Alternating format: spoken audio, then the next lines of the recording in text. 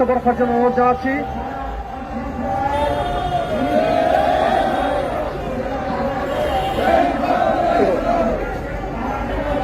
এ পর্যায়ে বক্তব্য রাখার জন্য বিনীতভাবে অনুরোধ করছি জাতীয় সমাজতান্ত্রিক দলের সহ সভাপতি এবং স্থায়ী কমিটির সদস্য বীর মুক্তিযোদ্ধা জনাব সিরাজ মিয়া। বীর মুক্তিযোদ্ধা জনাব সিরাজ মিয়া আমাদের মাঝে বক্তব্য রাখতে আসছেন।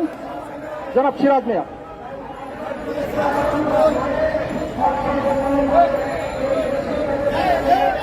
লুণ্ঠন অপপ্রচার জাতীয় সরকারের দাবিতে জাতীয় সমাজতান্ত্রিক দল কর্তৃক ঢাকা মহানগর কর্তৃক আয়োজিত আজকের সভার সভাপতি জনাব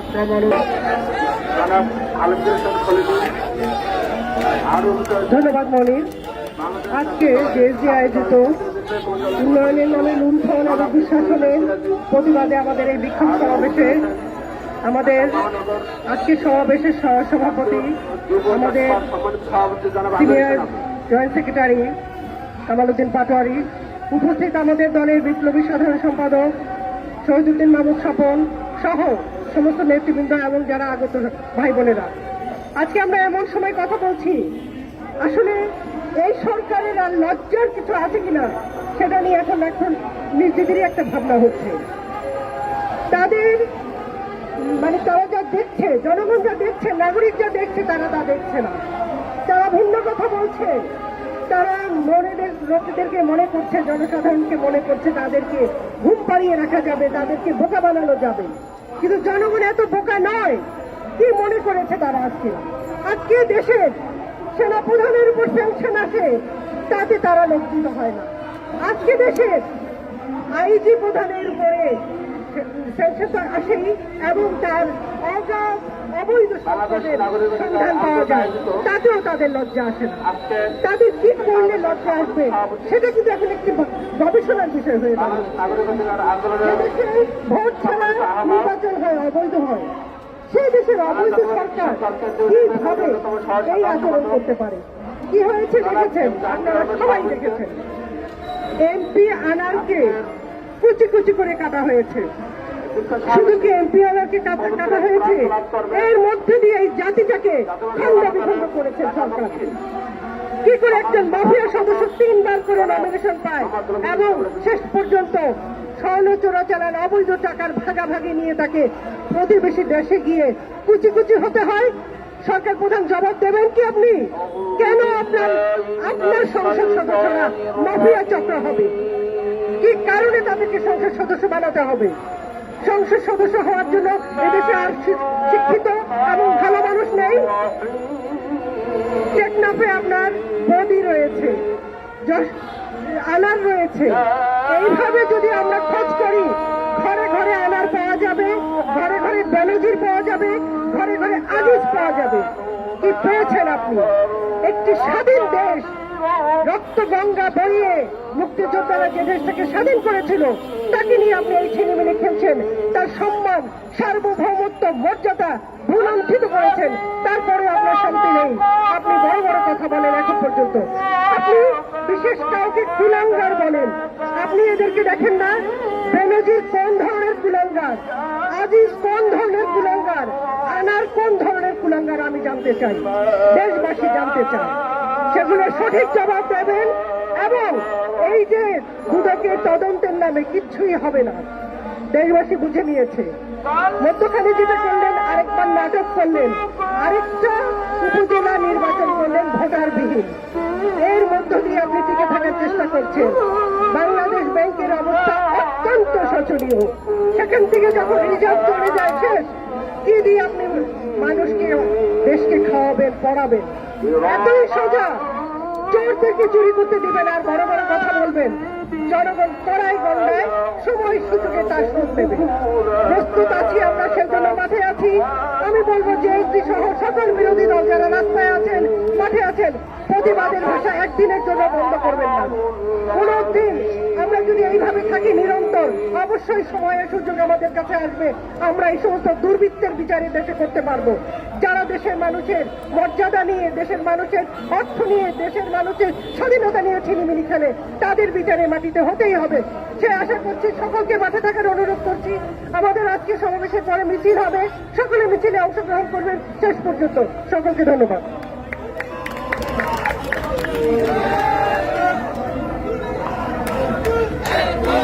ধন্যবাদ মিসেস তানিয়া রাত।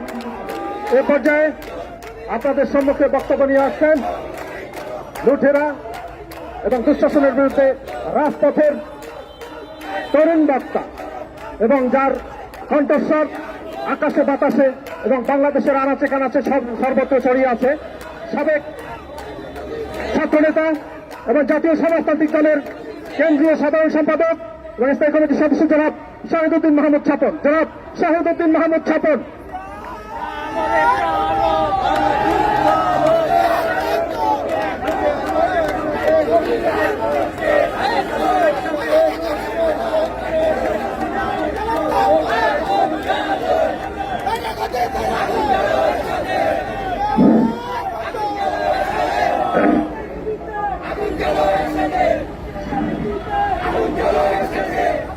আজকে সংগ্রামী সাথী বন্ধুরা, উন্নয়নের নামে যে লুণ্ঠনের উৎসব চলছে এবং যে ফ্যাসিবাদী দুঃশাসন বাংলাদেশের শান্তিকামী মানুষের বুকের উপর চেপে বসে আছে, তার বিরুদ্ধে বিক্ষোভ এবং প্রতিবাদ করবার জন্য জাতীয় সমাজতান্ত্রিক দল জেএসডি ঢাকা মহানগর শাখার উদ্যোগে আজকের এই আমাদের প্রতিবাদ আয়োজন। সহযোদ্ধা সভাপতি ঢাকা মহানগরের সমন্বয়ক জনাব কামাল উদ্দিন পাটোয়ারি আমাদের মাঝে উপস্থিত আছেন। দলের সিনিয়র সহ সভাপতি জননেত্রী তানিয়া রাত, সহ সভাপতি বীর মুক্তিযোদ্ধা মোহাম্মদ সিরাজ মিয়া, সহ সভাপতি অ্যাডভোকেট কে এম জাবির, সহ সভাপতি বীর মুক্তিযোদ্ধা মাইনুর রহমান, যুগ্ম সাধারণ সম্পাদক মোশাররফ হোসেন, সাংগঠনিক সম্পাদক মোশাররফ হোসেন মন্টু, আব্দুল মান্নান মুন্সি সহ আমাদের কেন্দ্রীয় এবং মহানগর নেতৃবৃন্দ, সহযোগী সংগঠন ছাত্রলীগ, শ্রমিক জোট, নারী জোটের নেতৃবৃন্দ, সবাইকে শুভেচ্ছা এবং অভিনন্দন জানাচ্ছি। সংগ্রামী বন্ধুরা, আমাদের পেছনে আরেকটি সভা আছে, সেটিও একটু পরে আমরা সময় চেয়ে নিয়েছি। আমরা অল্পক্ষণের ভিতরে আমার সভাটি শেষ করতে চাইব। আমাদের নেতৃবৃন্দ বক্তব্য রেখেছেন। আপনারা জানেন, আজকের এই ফ্যাসিবাদী শাসক, একত্রিত্ববাদী দুঃশাসক, যারা বাংলাদেশের মানুষের অধিকার হরণ করেছে, যারা বাংলাদেশের ভোটাধিকার হরণ করেছে, যারা বাঙালির সম্পদ লুণ্ঠন করেছে, যারা মানবাধিকার লঙ্ঘন করেছে, যারা গুম করেছে, খুন করেছে, হত্যা করেছে, মানুষকে খুঁজে পাওয়া যায় নেই, তারা আজকে তাদের এই শাসনকে টিকিয়ে রাখবার জন্য, তাদের ক্ষমতার কর্তৃত্বকে টিকিয়ে রাখার জন্য সারা বাংলাদেশটাকে মাংসের টুকরোর মতো ছিন্ন বিচ্ছিন্ন করে ফেলছে। বন্ধুরা, এরা মাংস যেমন নানান টুকরো বিক্ষিপ্ত হয়, আজকে পুরো দেশ থেকে এইভাবে তারা খণ্ডন করে মাংসের মতো কেটে কেটে আজকে পুরো জাতিটাকে হাহাকারের সাগরে বাঁচিয়ে দিচ্ছে। বন্ধুরা, এর প্রতিবাদ করতে দাঁড়িয়েছি আমরা। এরা গত 15 বছর আমাদের ভোটের অধিকার কেড়ে নেয় এই সুযোগ, আমাদের সম্পদ, আমাদের মানুষের যে ন্যায্যতা, যে কষ্ট করে তাদের আয় রোজগার, সেই টাকা, সেই সম্পদ তারা চুরি করেছে। আপনারা শুনেছেন ইতিমধ্যে যে জেনারেল আজিজের কথা বলা হচ্ছে, এই আজিজ 2018 সালে ভোটের পরে যে ভোট ইতিহাসে নিশি রাতের ভোট হিসাবে চিহ্নিত, সেই ভোটের দুদিন পরে সাংবাদিক সম্মেলনে তৎকালীন সেনা প্রধান হিসাবে হেসে হেসে পুরা জাতির সামনে বলেছিল তার জন্মের পর নাকি এমন ভালো সুস্থ ভোট আসে দেখে নাই।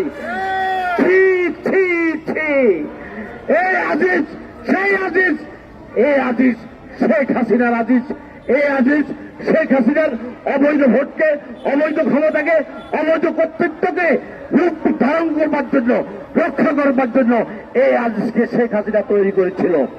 একজন সেনাপ্রধান হিসেবে সেদিন সে প্রকাশ্যে এই কথা বলেছিল।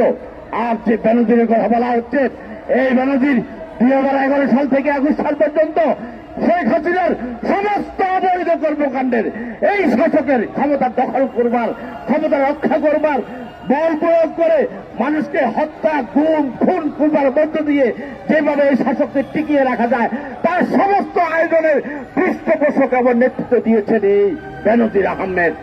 বন্ধুরা, আজকে আমেরিকার স্যাংশন দিয়েছে আজিজের বিরুদ্ধে, তখন কথা হচ্ছে আজকে একটি পত্রিকায় রিপোর্ট করেছিল বেনজিরের বিরুদ্ধে, তখন কথা হচ্ছে এর আগে এই দেশের শাসক হাসিনা আপনি ছিলেন না, আপনার গোয়েন্দা সংস্থা ছিল না, আপনার এনএসআই ছিল না, আপনার ডিজিএফআই ছিল না, আপনার ডিজি ছিল না, আপনার দুদক কোথায় ছিল? কেমনে এই বেনজির শত শত বিঘা জমির মালিক হয়? আপনি দুদক থেকে তার সম্পত্তি প্রয়োগের আদেশ দিলেন, কিন্তু ব্যাংক জব্দ করলেন না। এমন সময় জব্দ করলেন ব্যাংকের সব 33টা অ্যাকাউন্টে খালি করে দিয়েছে সে। এগুলো কি নাটক? আমাদেরকে শেখান, এগুলো আইওয়াস। এদেরকে ছেড়ে দেওয়ার, এদেরকে পবিত্র করে দেওয়ার জন্য এই আয়োজন করতেছে শেখ হাসিনা। কারণ এদেরকে শাস্তির আওতায় আনার কোনো ক্ষমতা এই শাসকের নাই। এই শাসককে এরাই রক্ষা করেছে, এরাই ক্ষমতা বাড়িয়েছে, এরাই তার মস্তক দখল করে দিয়েছে। লুটেরার মতো, চর দখলের মতো, ভূমি দখলের মতো ক্ষমতার মস্তক, বঙ্গভবন, গণভবন দখল করে শেখ হাসিনাকে বসিয়ে দিয়েছে এই বেনজির আজিজেরা। তাই এদেরকে শাস্তি দেওয়ার কোনো ক্ষমতা এই সরকারের নাই। আজকে দুদক কথা বলে, আমরা দুদককে চিনি, আমরা জানি অতীতে কত দুর্নীতিবাজকে এই দুদক পরিষ্কার ক্লিন সার্টিফিকেট দিয়ে দিয়েছে। তারা পবিত্র, তারা কোনো দুর্নীতি করে নাই।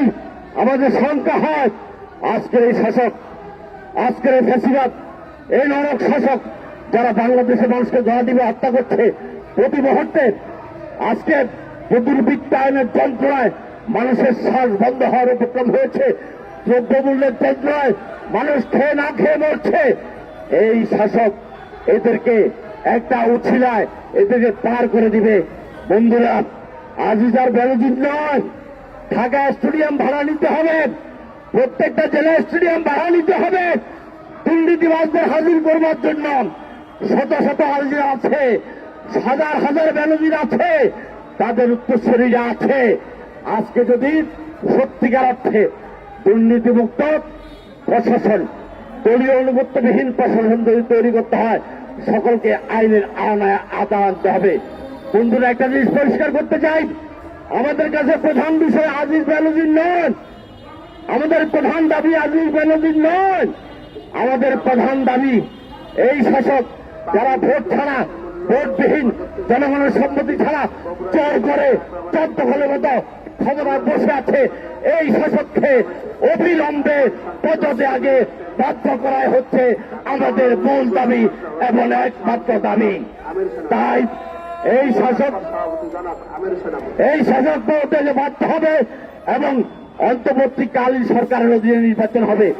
একই সাথে এই শাসককে আজকে যে শাসন ব্যবস্থা, যে ঔপনিবেশিক শাসন ব্যবস্থা এই সরকারকে ক্ষমতা রাখে, এই সরকারকে হত্যা করতে সহযোগিতা করে, এই সরকারকে দিনের পর চাঁদা করতে সহযোগিতা করে, এই সরকারকে ভোট ডাকাতি করতে সহযোগিতা করে, সেই শাসন ব্যবস্থাকে চুরমার করে দিয়ে, ছেড়ে দিয়ে বাংলাদেশের উপযোগী ঔপনিবেশিক শাসন প্রশাসন মুক্ত একটি নতুন রাজনৈতিক শাসন কাঠামো তৈরি করতে হবে।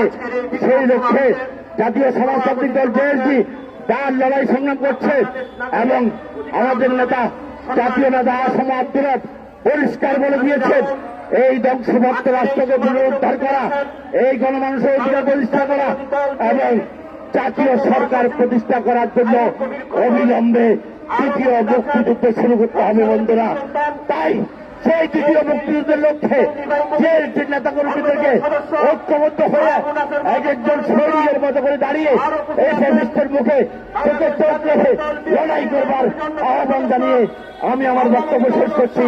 সবাইকে ধন্যবাদ। বাংলাদেশ চিরজীবী হোক। আসসালামু আলাইকুম। একটা কথা বলতে চাই, আজকে ধন্যবাদ। যারা শহীদ হয়েছেন মাহমুদ সাহেব, আমরা আমাদের বাংলাদেশে বিক্ষোভ সমাবেশের উত্তম কুমার পূর্ব এবং শেষ বক্তব্য আজকের বাংলাদেশে আছি বক্তব্য রাখার জন্য আমি অনুরোধ করছি। এই আওয়ামী লীগের আজকে এই বিক্ষোভ সমাবেশের সভাপতি এবং জাতীয় সমাজতান্ত্রিক দলের সিনিয়র যুগ্ম সাধারণ সম্পাদক ঢাকা মহানগরের প্রধান সমন্বয়ক যারা কামালউদ্দিন কাতারি, যারা কামালউদ্দিন কাতারি ভর্তি হয়েছে সে ভর্তি সারা বাংলাদেশের বিরোধী দলের নেতাদেরকে সংগ্রামী সাথীরা, এক তরফা আমি ষড়যন্ত্রে